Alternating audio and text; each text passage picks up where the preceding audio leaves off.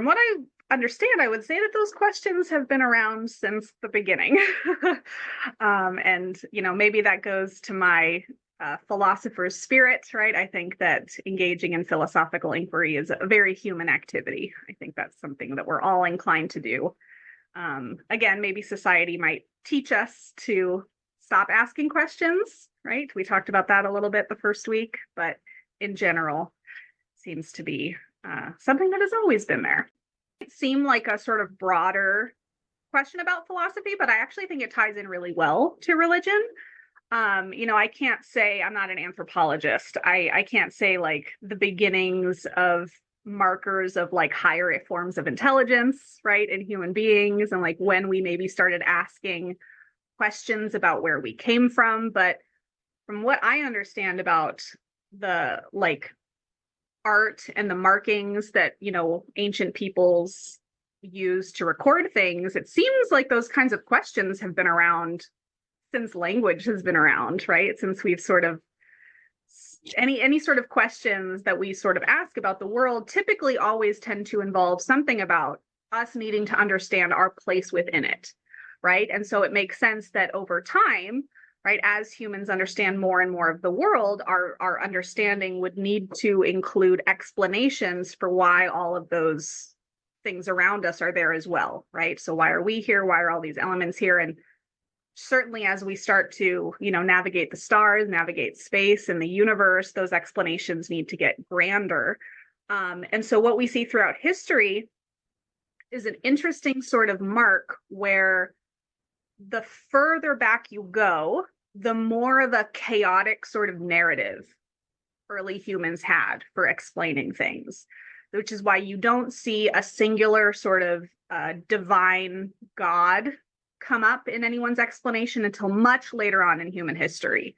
So if you have any sort of divine entities in early human stories, and mythology and explanations and theories, it's many of them, and they're often in animalistic depictions, right? So prescribing supernatural explanations to things that we already had some sort of idea of what they were in the physical world.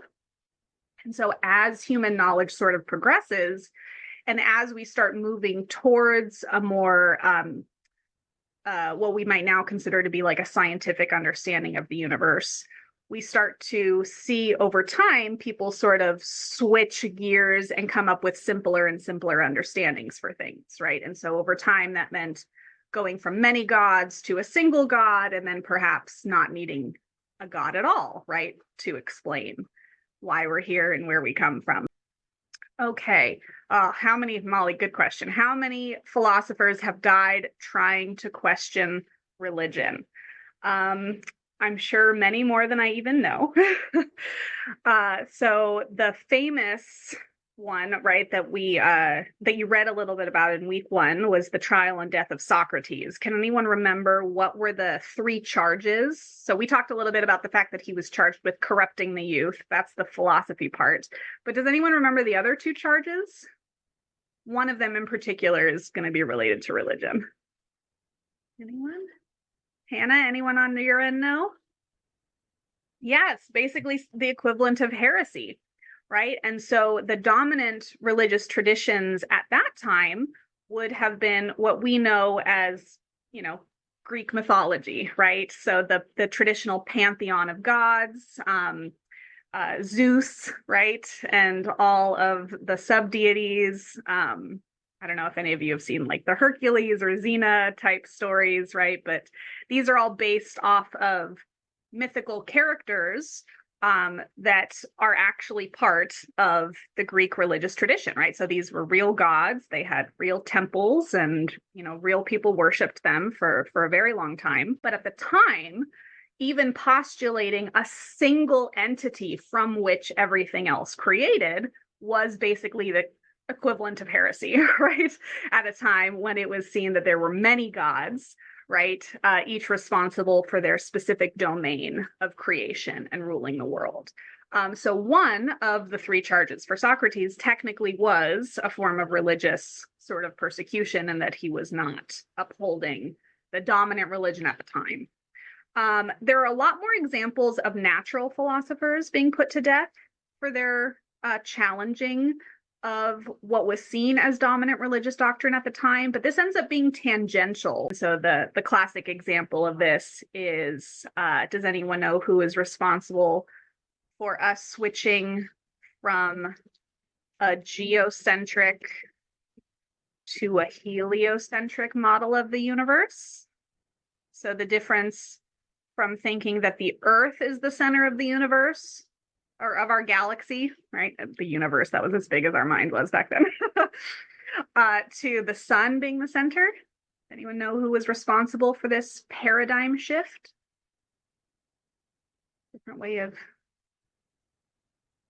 oh no, where's our science history at? Galileo, good, thank you.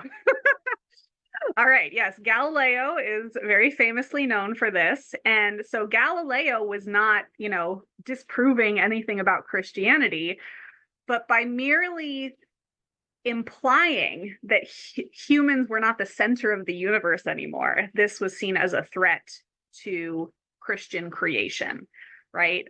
In that, human beings as the primary creation of God tends to be a very large basis around what a lot of the Christian narrative is centered.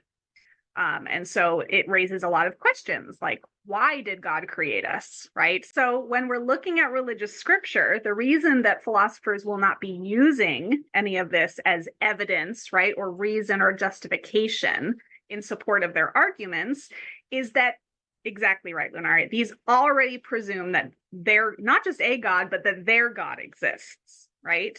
And in philosophy, remember, we don't start from presumptions, right? We are working backwards to try to question the things that we are already presuming to be true.